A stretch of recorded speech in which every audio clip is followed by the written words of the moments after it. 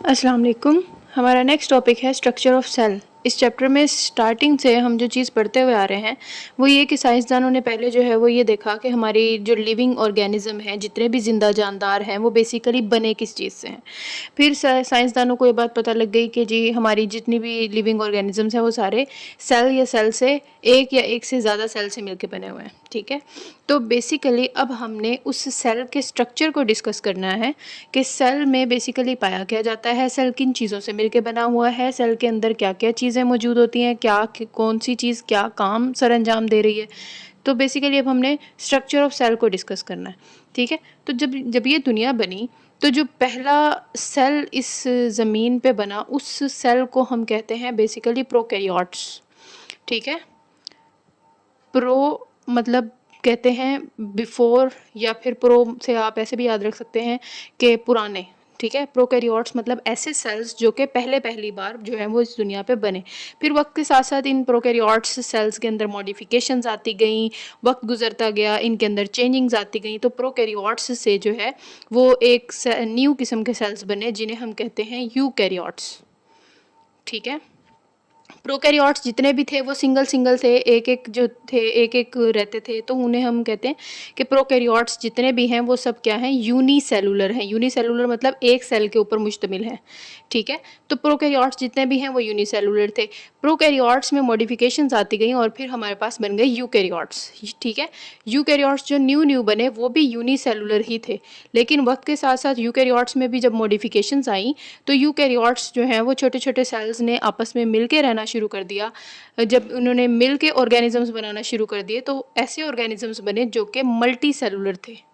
ठीक है, फिर यूकैरियोट्स की यूनिसेलुलर यूकैरियोट्स से मल्टी सेलुलर यूकैरियोट्स जो हैं वो हमारे पास बन गए। ठीक है, मल्टी सेलुलर यूकैरियोट्स बन गए।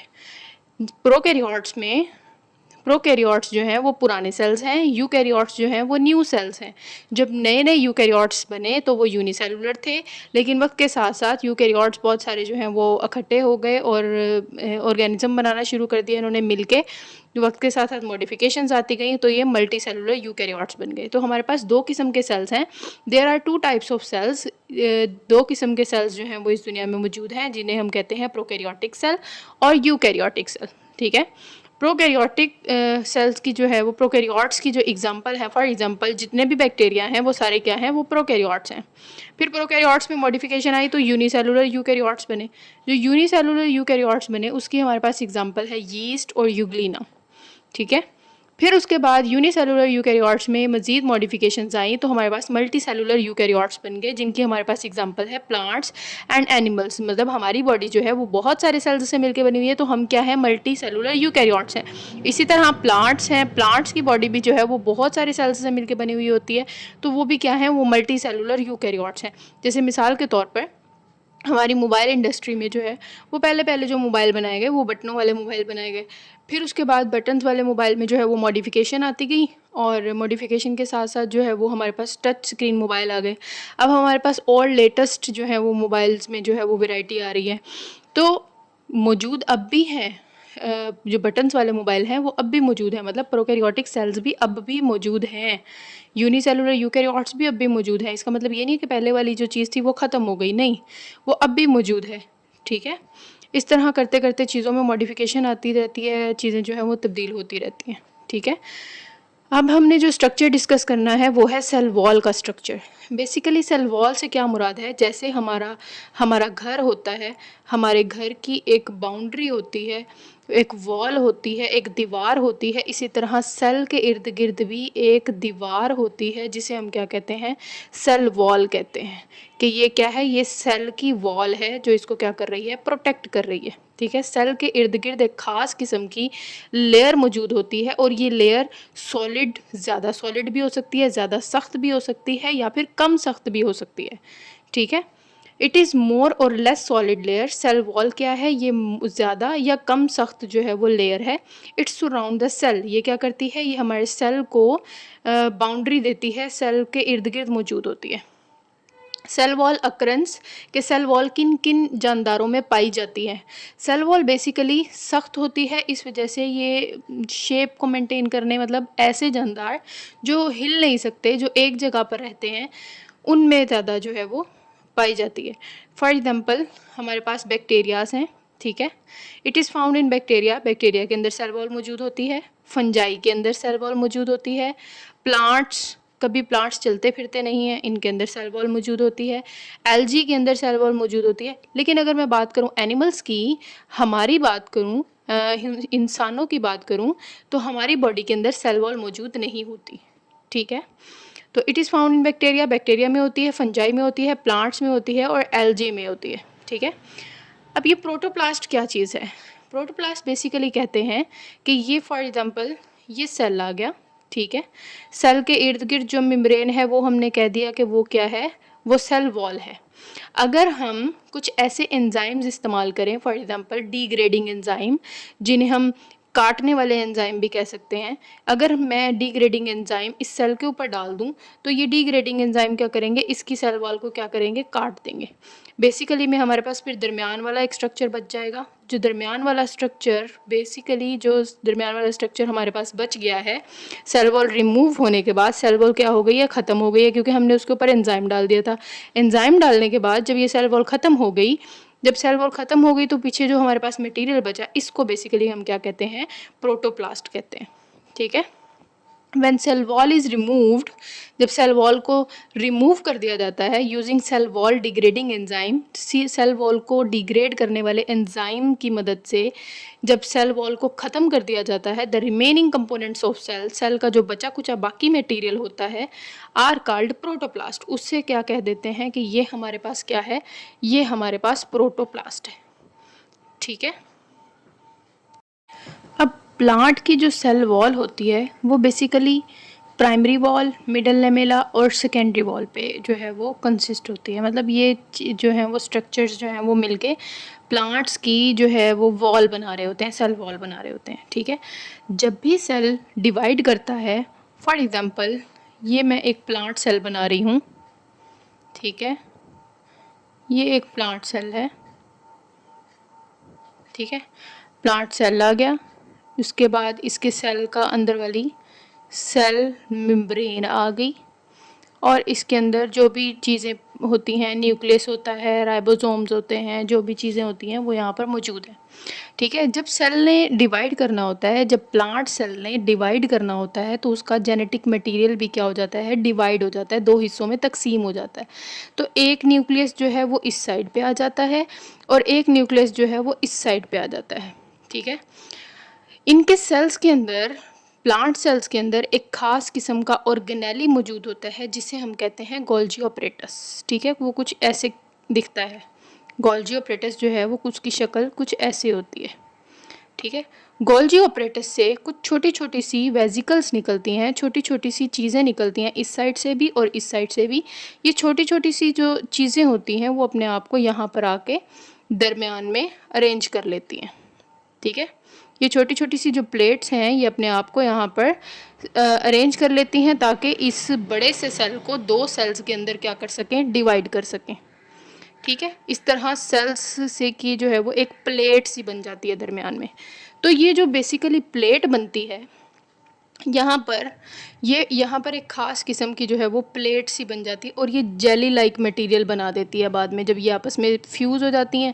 ये सेल्स, ये जो वेजिकल्स यहाँ से आई हैं, ये आपस में यहाँ पर क्या हो जाती हैं, फ्यूज़ हो जाती हैं, और जब ये फ्यूज़ हो जाते हैं तो ये एक जेल की तरह का जो है वो मटेरियल बना लेती हैं। इस मटेरियल को बेसिकली हम कहते हैं मिडल लेमेला, ठीक है। ये क्या है, ये मिडल लेमेला है। और इसमें क्या क्या चीज़ें मौजूद होती हैं इस मिडल लेमेला के अंदर, इसके अंदर मैग्नीशियम मौजूद होता है, ठीक है, मैग्नीशियम और कैल्शियम पेक्टेट मौजूद होता है। दो केमिकल्स हैं, कैल्शियम पेक्टेट और साथ में मैग्नीशियम, ये दो चीज़ें इस मिडल लेमेला के अंदर मौजूद होती हैं, ठीक है। अब ये मिडल लेमेला बन गई, फिर उसके बाद इसमें सेल में इनसाइड मिडल लेमेला की, मतलब ये सेल इस तरफ हो गया, ये सेल इस तरफ हो गया, यहाँ पर भी एक ख़ास किस्म की लेयर बना ली जाती है सेल की, ये वाला सेल जो है ये अपनी यहाँ पर एक ख़ास किस्म की लेयर बना लेगा, और यहाँ वाला भी सेल जो है ये अपने इर्द गिर्द यहाँ पर इस साइड पे जो है वो क्या कर लेगा, एक लेयर सी बना लेगा। ठीक है, तो ये जो लेयर अंदर की तरफ ये बन जाती है, ये इस वाली लेयर के साथ जो है वो मिक्स हो जाती है, और ये वो ना, ठीक है, इस तरह करके इनके साथ मिक्स हो जाती है। तो ये जो अंदर की साइड पे ये जो लेयर बन रही है, इसे हम कहते हैं बेसिकली, ये क्या है, ये है प्राइमरी वॉल। प्लांट की प्राइमरी वॉल जो है वो क्या है, वो ये बन गई। ठीक है, प्राइमरी वॉल जो है वो 3 से 4 चीज़ों से मिलके बनी हुई है, जिसमें आते हैं सेलुलोज, ठीक है, हेमीसेलुलोज, हेमीसेलुलोज, उसके अलावा पेक्टिन, पेक्टिन और कुछ प्रोटीन्स भी होती हैं इसमें। ठीक है, ये 4 चीज़ें जो है वो प्राइमरी सेल वॉल बना रही होती हैं। प्राइमरी सेल वॉल में सेलुलोज है, हेमीसेलुलोज है, पेक्टिन है और प्रोटीन्स हैं। सेलुलोज इसमें सबसे ज़्यादा अमाउंट में पाया जाता है। ठीक है, सेलुलोज के ना बारीक बारीक से धागे होते हैं, जिसे हम माइक्रोफिब्रिल्स भी कह देते हैं। ये जो प्राइमरी सेल वॉल के अंदर ये जो सेलुलोज है, बेसिकली सेलुलोज इस तरह अरेंज हुआ होता है कि एक लाइन ऐसे, एक ऐसे, फिर एक लाइन ऐसे ऐसे, जैसे जाली नहीं बना रहे होते वैसे इस तरह करके ये सेलुलोज जो है वो अपने आप को अरेंज किए हुए होता है। ठीक है, अब कुछ प्लांट्स हमारे पास ऐसे होते हैं, कुछ प्लांट्स जो हैं वो मैचुरेशन के बाद, मतलब प्रॉपर तौर पे मैच्योर होने के बाद, कुछ प्लांट्स में ऐसा होता है कि उनके अंदर वाली सेल का और प्राइमरी सेल वॉल के दरमियान में, मतलब यहाँ पर जो है वो एक ख़ास किस्म की लेयर बन जाती है, जिसे हम क्या कहते हैं, सेकेंडरी सेल वॉल कह देते हैं। ठीक है, तो ये क्या हो गई, ये सेकेंडरी सेल वॉल इधर भी और इधर भी बना लेते हैं, तो ये क्या बन जाती है, इसे हम क्या कह देते हैं कि ये क्या है, ये सेकेंडरी सेल वॉल है। कुछ प्लांट्स में बनती है, कुछ प्लांट्स में ये नहीं बनती। ठीक है, मिडल लेमेला क्या है, जेल लाइक मटेरियल है जो कि प्राइमरी वॉल्स के दरमियान में होता है, और इस मिडल लेमेला का काम क्या होता है कि इसने इस सेल को इस सेल के साथ जोड़ के रखना होता है। ठीक है, मैग्नीशियम इसके अंदर मौजूद होता है और कैल्शियम पेक्टेट मौजूद होता है। और ये बनता कैसे है, ये सबसे पहले जो बनता है वो मिडल लेमेला बनता है, गोल्जी ऑपरेटस से वेसिकल्स आती हैं, सेल प्लेट बनती है और फिर वो फ्यूज़ हो जाती है, जिससे जेल लाइक मटेरियल बन जाता है। और वो जेल लाइक मटेरियल जो होता है वो क्या होता है, वो मिडल लेमेला होता है। जैसे घर बनाने के लिए ईंटों को आपस में लगाया जाता है, जब ईंटों को आपस में लगाते हैं तो हमें दरमियान में सीमेंट लगानी पड़ती है, तो इसी तरह मिडल लेमेला भी जेल लाइक मटेरियल के तौर पे काम करती है। फिर अंदर की साइड पे यहाँ पर जो है ये क्या है, प्राइमरी वॉल्स हैं। ठीक है, प्राइमरी वॉल्स आ गई। प्राइमरी वॉल में जो मेन कंपोनेंट्स हैं वो क्या है, सेलुलोज है, हेमीसेलुलोज है, पेक्टिन है और प्रोटीन्स हैं।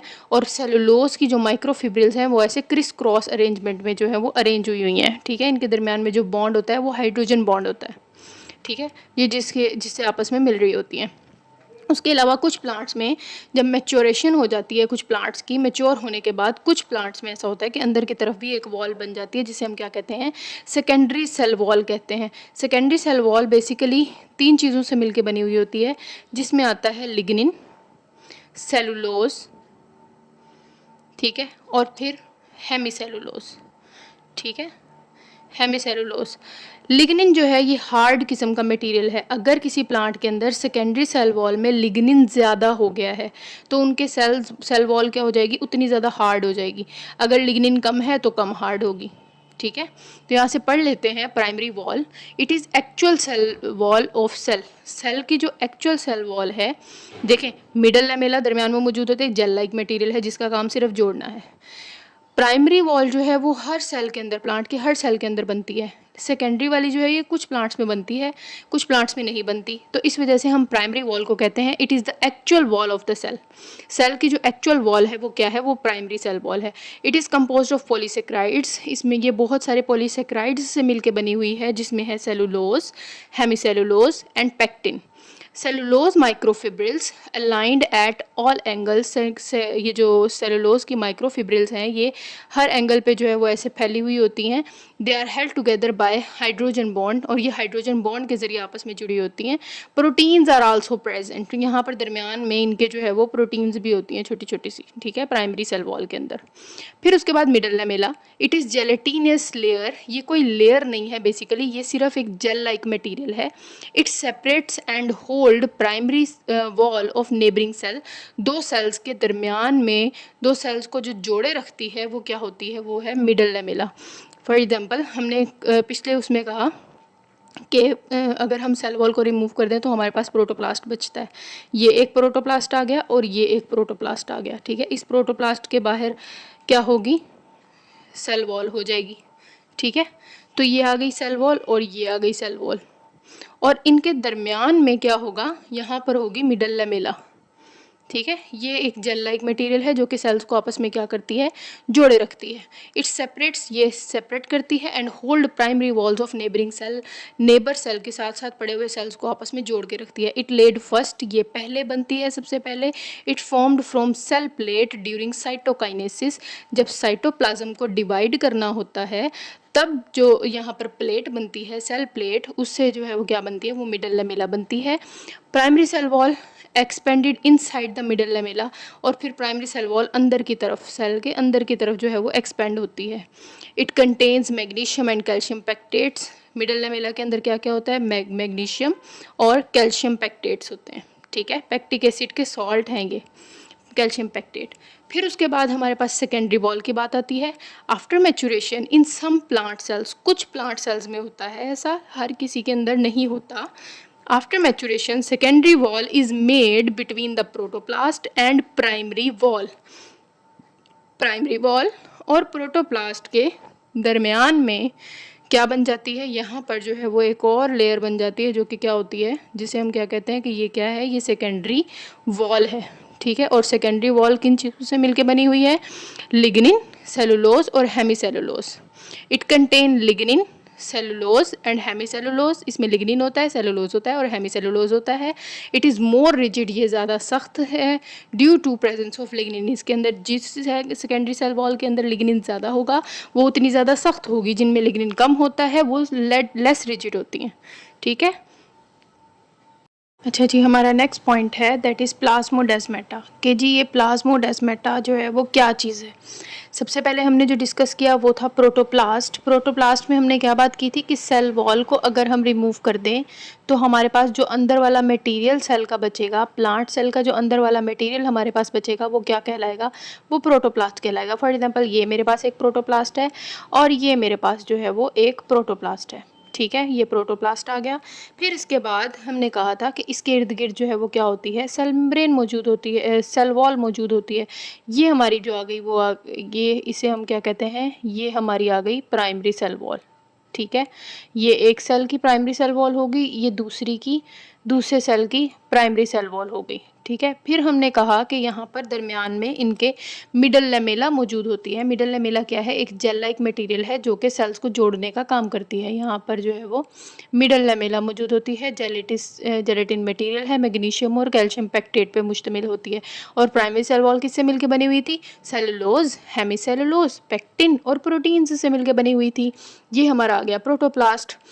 फिर हमने कहा कि कुछ सेल्स में ऐसा होता है कि उनके प्रोटोप्लास्ट और उनकी प्राइमरी वॉल के दरमियान में जो है वो यहाँ पर एक और लेयर बन जाती है जिसे हम क्या कहते हैं, सेकेंडरी वॉल कह देते हैं, ठीक है। यहाँ पर जो है वो एक और वॉल बन जाती है जिन्हें हम क्या कहते हैं, सेकेंडरी वॉल कह देते हैं। प्लाज्मोडेस्माटा बेसिकली क्या है, कुछ ऐसे चैनल्स हैं, कुछ ऐसे रास्ते हैं जो कि एक प्रोटोप्लास्ट से दूसरे प्रोटोप्लास्ट तक हैं। मतलब ये यहाँ से ये बीच वाली जितनी भी चीज़ें हैं ये क्या हो जाती हैं, ये रिमूव हो जाती हैं। ये इस तरह करके एक सेल के साइटोप्लाज्म का रास्ता बन जाता है दूसरे साइटोप्लाज्म से, दूसरे प्रोटोप्लास्ट से, ठीक है। तो एक सेल को दूसरे सेल से मिलाने वाले जो दरमियान में चैनल्स हैं उन्हें हम क्या कहते हैं कि ये क्या है, प्लाज्मोडेस्माटा हैं। अगर ये एक हैं, एक होगा तो इसे हम कहेंगे प्लाज्मोडेस्मा, लेकिन अगर ये बहुत सारे हैं सेल्स में उन्हें हम क्या कहेंगे, प्लाज्मोडेस्मेटा। चीज़ों को एक जगह से दूसरी जगह, मॉलिक्यूल्स को एक जगह से दूसरी जगह एक्सचेंज करने के लिए भी ये चैनल्स इस्तेमाल होते हैं। फॉर एग्जांपल इस सेल ने यहाँ से जो है वो कुछ देना है तो वो इस चैनल के ज़रिए जो है वो यहाँ से ऐसे करके दे देगा, ठीक है। इसी तरह यहाँ से अगर किसी ने कुछ देना है तो यहाँ से जो है वो इसके ज़रिए यहाँ पर दे देंगे। सिंगुलर हम प्लाज्मोडेस्मा कहते हैं। दे आर स्मॉल चैनल्स, ये छोटे छोटे से चैनल्स हैं सेल्स के दरमियान में। They connect cytoplasm of neighbouring plant cells to each other. साथ पड़े हुए नेबरिंग सेल्स जो होते हैं, प्लांट के जो नेबरिंग सेल होते हैं, साथ साथ पड़े हुए जो सेल्स हैं उनके साइटोप्लाज्म को कनेक्ट करने के लिए जो चैनल्स होते हैं दरमियान में, उन्हें आप क्या कहते हैं, जो रास्ते होते हैं उन्हें प्लाज्मोडेस्मेटा कहते हैं। Plasmodesmata penetrate both primary and secondary cell wall. Plasmodesmata जो है वो सेकेंडरी सेल वॉल के अंदर भी घुस जाते हैं और प्राइमरी सेल वॉल के अंदर भी घुस जाते हैं। They allow material to pass directly from one cell to another. ये चैनल्स जो हैं वो ऐसे रास्ते हैं जो कि मॉलिक्यूल्स को एक जगह से दूसरी जगह पहुंचाने में मदद देते हैं। So they are important in cellular communication. Cells ने जब आपस में कोई बात करनी है, कोई चीज़ एक जगह से दूसरी जगह लेकर जानी है, तो ये उसमें भी जो है वो अहम किरदार अदा करते हैं। ये बनते कब हैं? They form during the cell division. ये सेल डिवीजन के दौरान ही बनते हैं। बेसिकली जब सेल डिवाइड हो रहा होता है, प्लांट सेल भी जब डिवाइड हो रहा होता है, सेल के अंदर एक और चीज़ पाई जाती है जिसे हम क्या कहते हैं, एंडोप्लाज्मिक रेटिक्यूलम, ठीक है। तो एंडोप्लाज्मिक रेटिक्यूलम, एक न्यूक्लियस इधर चला जाता है, एक न्यूक्लियस इधर चला जाता है। तो एंडोप्लाज्मिक रेटिक्यूलम अपने आप को इधर भी करना चाहता है और इधर भी करना चाहता है, ठीक है। तो ये एंडोप्लाज्मिक रेटिकुलम अपने आप को अरेंज कर रहा होता है कि दरमियान में यहाँ पर नई सेल वॉल बन जाती है और एंडोप्लाज्मिक रेटिकुलम यहाँ पर बीच में दबा ही रह जाता है। तो जब दबा ही रह जाता है तो वो ये रास्ता बन जाता है यहाँ से यहाँ तक का, ठीक है। They form during cell division. Cell division के दौरान ही बनते हैं। When parts of endoplasmic reticulum of parent cell get trap in new cell wall. जब पेरेंट सेल का एंडोप्लाज्मिक रेटिकुलम नई सेल वॉल के दरमियान धंसा रह जाता है तो उसकी वजह से एक बीच में रास्ते रह जाते हैं, सुराख रह जाते हैं, चैनल्स रह जाते हैं, जिन्हें हम क्या कह देते हैं, प्लाज्मोडेस्मेटा कह देते हैं, ठीक है। फिर उसके बाद है सेल वॉल के functions of cell walls. Cell wall क्या क्या काम देती है, ठीक है। Cell wall provide rigidity. Cell wall जो है वो स्ट्रेंथ देती है पौधे को। पौधे ने खड़ा होना है, स्ट्रेट खड़े होना है, ऐसे नहीं कि पौधे ने ऐसे करके गिर जाना है, ठीक है। तो पौधे ने अपना स्ट्रक्चर मेंटेन रखना है, सीधा रहना है। तो पौधे को स्ट्रक्चर मेंटेन करने में और मैकेनिकल सपोर्ट, पौधे को सीधा खड़ा रहने में जो है वो सेल वॉल बहुत ज़्यादा मदद करती है, ठीक है। It maintain cell shape. उसके अलावा सेल की शेप को भी मेंटेन कर रही होती है cell wall. And direction of cell growth, और सेल की ग्रोथ किस डायरेक्शन में करवानी है, इस चीज़ को भी सेल वॉल जो है वो मेंटेन करती है।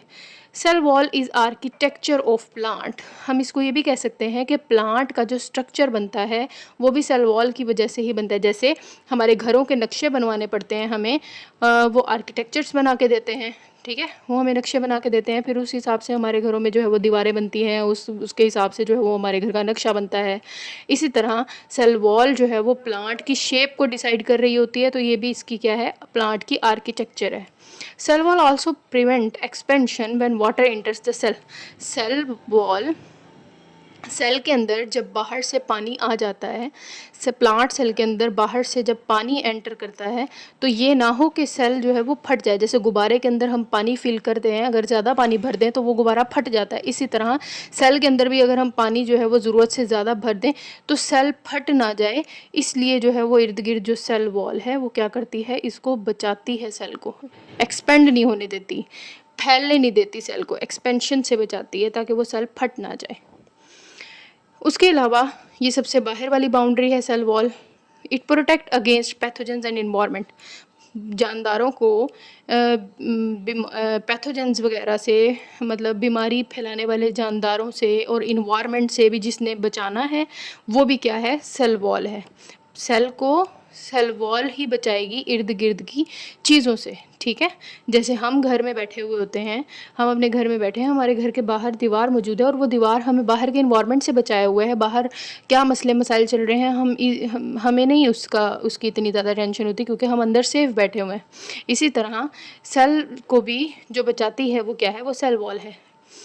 Cell wall it store carbohydrates for plant के लिए जो है वो बहुत सारे कार्बोहाइड्रेट्स को भी सेल वॉल क्या करती है, स्टोर कर देती है। हमने इसके स्ट्रक्चर में, प्लांट के स्ट्रक्चर में हमने सबसे पहले जो चीज़ स्टडी की कि प्लांट की जो सेल वॉल होती है वो सेल को घेरे हुए होती है। फिर उसके बाद हमने कहा कि सेल वॉल होती किन किन जानदारों में है, बैक्टीरिया में होती है, फंजाई में होती है, प्लांट्स में होती है, एल्गी में होती है। ठीक है, फिर हमने प्रोटोप्लास्ट का बताया कि जी प्रोटोप्लास्ट बेसिकली क्या चीज़ है कि प्रोटोप्लास्ट अगर हम सेल वॉल को रिमूव कर दें, तो हमारे पास जो अंदर मटेरियल, सेल मेम्ब्रेन, साइटोप्लाज्म और जो भी सेल के अंदर मौजूद है वो चीज़ें बचेंगी, उसे हम क्या कहते हैं, वो क्या है, वो प्रोटोप्लास्ट है। फिर हमने कहा कि प्लांट की सेल वॉल के अंदर प्राइमरी सेल वॉल होती है, मिडल लैमेला होती है, उसके अलावा सेकेंडरी सेल वॉल होती है। प्राइमरी सेल वॉल के बारे में हमने कहा कि वो एक्चुअल होती है, पेक्टिन, सेलुलोज, हेमीसेलुलोज और प्रोटीन से मिलकर बनी हुई होती है। फिर हमने कहा कि middle lamella jail like material है जो कि सेल्स को आपस में जोड़ के रखने के काम करती है, और मिडल लैमेला में क्या है, मैग्नीशियम है और कैल्शियम पेक्टेट है। फिर हमने कहा कि कुछ प्लांट्स के अंदर इतनी एबिलिटी होती है कि वो मैचुरेशन के बाद जो है वो अपने अंदर एक और वॉल बना लेते हैं जिसे हम सेकेंडरी सेल वॉल कहते हैं। और सेकेंडरी सेल वॉल किससे मिलकर बनी हुई है, सेलुलोज, हेमीसेलुलोज और लिग्निन हार्ड मटेरियल है। अगर लिग्निन ज़्यादा होगा तो सेल वॉल क्या हो जाएगी, और ज़्यादा सख्त हो जाएगी। अगर लिग्निन कम है किसी पौधे में तो जो है वो क्या हो जाएगी, स्ट्रेंथ जो है वो, रिजिडिटी जो है वो क्या हो जाएगी, कम हो जाएगी। फिर हमने कहा कि प्लाज्मोडेस्माटा क्या है। प्लाज्मोडेस्माटा दो सेल्स के प्रोटोप्लास्ट के दरमियान जो चैनल्स होते हैं उन्हें हम क्या कहते हैं, प्लाज्मोडेस्माटा कहते हैं। चीज़ों को एक जगह से दूसरी जगह लेके जाने के काम करते हैं, सेल्स को कम्युनिकेट करने में जो है वो हेल्प करते हैं। और बनते क्यों हैं, क्योंकि पेरेंट सेल का जो एंडोप्लाज्मिक रेटिकुलम होता है वो अपने आप को जब अरेंज कर रहा होता है सेल डिवीजन के दौरान, तो यहाँ पर न्यू सेल वॉल बन जाती है। तो वो न्यू सेल वॉल के अंदर फंस के रह जाता है, और वो फंस के रह जाता है तो वहाँ पर रास्ते रह जाते हैं दोनों सेल्स के दरमियान में, और वो रास्तों को ही हम बेसिकली क्या कह रहे हैं कि ये क्या है, प्लाज्मोडेस्माटा है। फिर हमने सेल वॉल के फंक्शंस को डिस्कस किया कि सेल वॉल जो है वो रिजिडिटी प्रोवाइड करती है, सेल वॉल शेप मेंटेन करने में हेल्प करती है, प्लांट के आर्किटेक्चर है, उसके अलावा एक्सपेंड होने से बचाती है कि सेल कहीं फट ना जाए, इर्द गिर्द के इन्वायरमेंट से बचाती है, और उसके अलावा कार्बोहाइड्रेट्स को भी स्टोर करती है। अच्छा, हमने ये बात की कि सेल वॉल जो है वो एल्गी में भी मौजूद होती है, प्लांट्स में भी मौजूद होती है, फंजाई में भी, प्रोकैरियोट्स में भी, आर्किया बैक्टीरिया में भी होती है, ठीक है, इन सब में। लेकिन हमने सिर्फ प्लांट के बारे में डिस्कस किया कि प्लांट की जो सेल वॉल है उसमें cellulose, hemicellulose, lignin, pectin, magnesium, calcium pectate, ये चीज़ें मौजूद होंगी, ठीक है। लेकिन अभी हमने एल्गी वगैरह के बारे में डिस्कस नहीं किया। तो ये मैंने मेन पॉइंट्स जो हैं वो यहाँ पर लिखे हुए हैं कि एल्गी की जो सेल वॉल है वो किससे मिलकर बनी हुई होती है, वो सेलुलोज और ग्लाइकोप्रोटीन से मिलकर बनी हुई होती है। इसी तरह फंजाई की जो सेल वॉल है वो किससे मिलके बनी हुई होती है, वो काइटन से मिलके बनी हुई होती है, केमिकल है काइटन, ठीक है। ये केमिकल्स के नेम हैं जो आपको याद करने हैं। उसके अलावा प्रोकैरियोट्स, जैसे कि आपके पास प्रोकैरियोट्स में आ जाता है बैक्टीरिया और सियानोबैक्टीरिया। तो बैक्टीरिया और सियानोबैक्टीरिया की जो सेल वॉल है वो किससे मिलके बनी हुई है, वो पेप्टाइडोग्लाइकेन एक केमिकल है जो कि अमाइनो एसिड और शुगर से मिलके बनता है। एक बड़ा सारा जो है वो ये केमिकल है जिसे हम क्या कहते हैं, पेप्टाइडोग्लाइकेन। तो प्रोकैरियोट्स की जो सेल वॉल है वो किससे मिलके बनी होती है, वो पेप्टाइडोग्लाइकेन से मिलके बनी होती है। उसके अलावा आर्किया बैक्टीरिया जो है वो, उसकी जो सेल वॉल है उसमें पेप्टाइडोग्लाइकेन नहीं होता, उसमें होते हैं पॉलीसेक्राइड्स और प्रोटीन्स। ये केमिकल्स के नेम्स हैं जो आपको याद करने हैं, ठीक है। नॉर्मली एल्गी के अंदर सेलुलोज और ग्लाइकोप्रोटीन होता है, लेकिन एल्गी का ही एक ग्रुप है जिसे हम कहते हैं डायएटम्स, ठीक है। डायएटम्स के अंदर जो सेल वॉल होती है वो सैलिसिक एसिड की मिलकर बनी हुई होती है। इनकी डायएटम्स की बॉडी के अंदर सैलिसिक एसिड जो है वो सेल्स के अंदर ही जो है वो सिंथेसाइज हो जाता है, और फिर वो उस बने हुए सैलिसिक एसिड को ही साइडों पे लगा देते हैं, जिससे उनकी क्या बन जाती है, वो सेल वॉल बन जाती है। ये सैलिसिक एसिड जो है वो बनाने में एनर्जी इतनी ज़्यादा नहीं लगती, तो इस वजह से ये डायएटम्स जो हैं वो अपनी सेल वॉल किससे मिलकर बना लेते हैं, सैलिसिक एसिड से मिलकर बना लेते हैं, ताकि ये अपनी जो है वो ग्रोथ जो है वो उस पर ज़्यादा इन्वेस्ट कर सकें। इसको हम जो है वो नोट्स से रीड कर लेते हैं। Cell wall of algae, cell wall of algae contain cellulose and glycoproteins. Algae की सेल वॉल में सेलुलोज और ग्लाइकोप्रोटीन्स होती हैं। Cell wall of fungi, cell wall of fungi is composed of chitin. Cell wall का fungi की जो cell wall है वो किससे मिलकर बनी हुई है? केमिकल से मिलकर बनी हुई है, जिसे हम क्या कहते हैं? काइटन कहते हैं। उसके अलावा आपने देखा होगा कि कॉकरोचेस वगैरह हैं, कॉकरोचेस की बॉडी के ऊपर एक्सोस्केलेटन होता है, मतलब उनके जो फीथर वगैरह के नीचे जो है वो पानी वगैरह उनके ऊपर गिर भी जाए तो उनको कोई कुछ नहीं होता। तो वो बेसिकली वो किससे मिलके बना हुआ होता है? उनका एक्सोस्केलेटन काइटन से मिलके ही बना हुआ होता है। In insects chitin give strength to exoskeleton. Insects के अंदर काइटन ही मौजूद होता है जो कि एक्सोस्केलेटन को क्या दे रहा होता है? स्ट्रेंथ दे रहा होता है। उसके अलावा प्रोकैरियोट्स की सेल वॉल, जैसे कि बैक्टीरिया और साइनोबैक्टीरिया हैं, इनकी जो सेल वॉल है वो किससे मिलके बनी हुई है? वो पेप्टाइडोग्लाइकेन से मिलके बनी हुई है। Cell wall of prokaryotes is composed of peptidoglycan.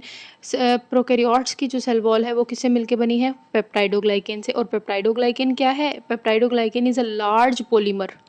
Poly मतलब बहुत सारे, मर्स मतलब छोटे छोटे यूनिट्स से मिलके बना हुआ, छोटी छोटी चीज़ों से मिलके बना हुआ एक बड़ा सा यूनिट है।